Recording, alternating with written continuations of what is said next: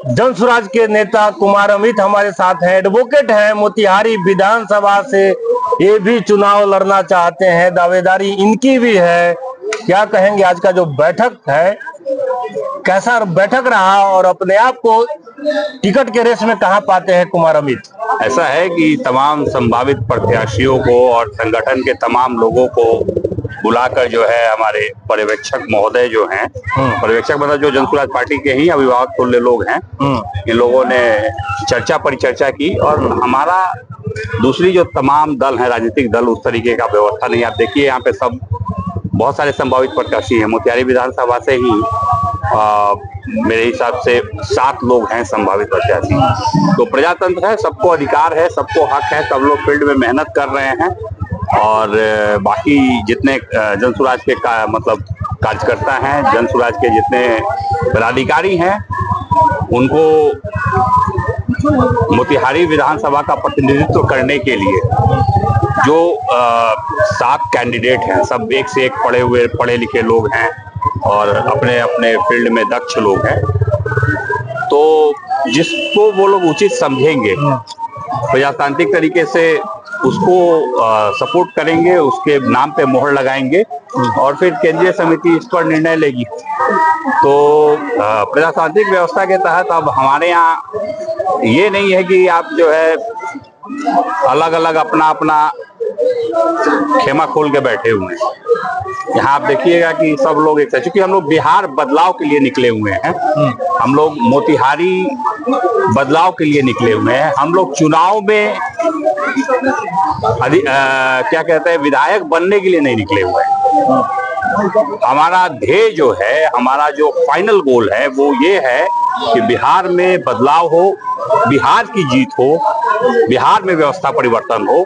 तो इसके मद्देनजर जो है हम लोग लगे हुए। तो इसमें कोई रेस नहीं है। जो आपने कहा कि मैं रेस में अपने आप को कहां पाता हूं, तो सब हम लोग साथ में दौड़ रहे हैं।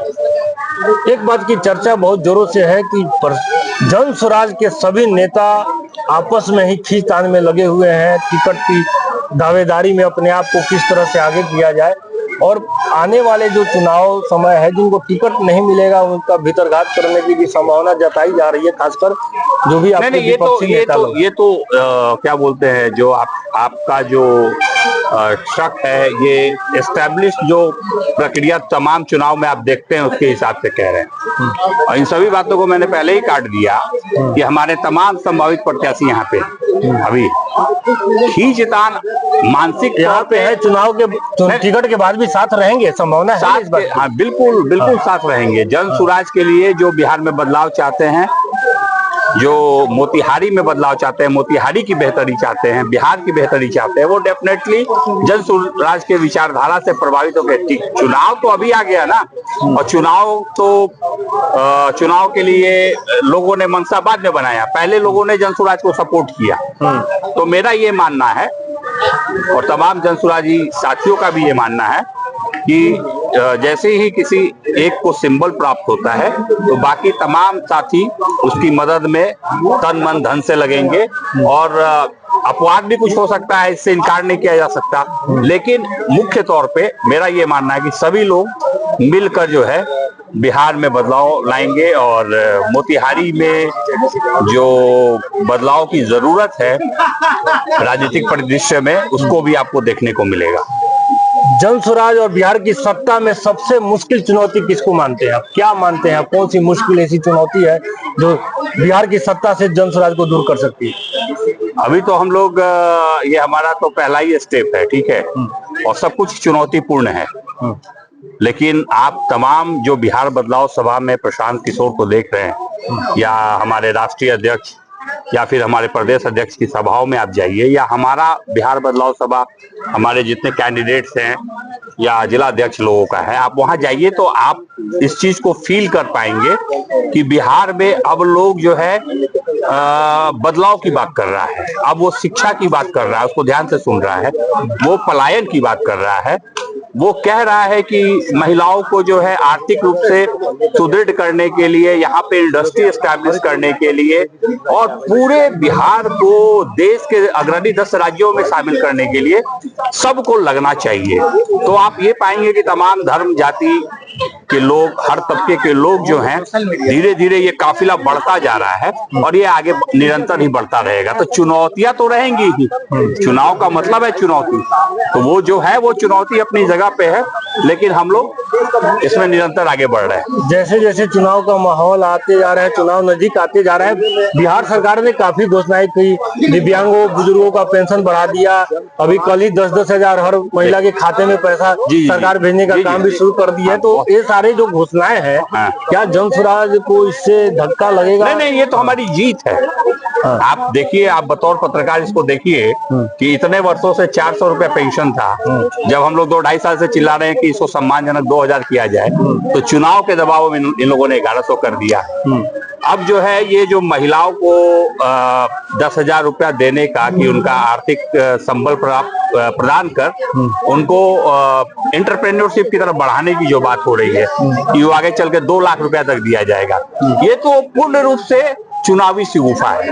आप समझिए कि जिस समय जातीय जनगणना किए थे तो बोले थे जो बिहार के गरीब 94 लाख परिवार है, उन सब परिवार को हम 2-2 लाख रुपया देंगे। वो क्या हुआ?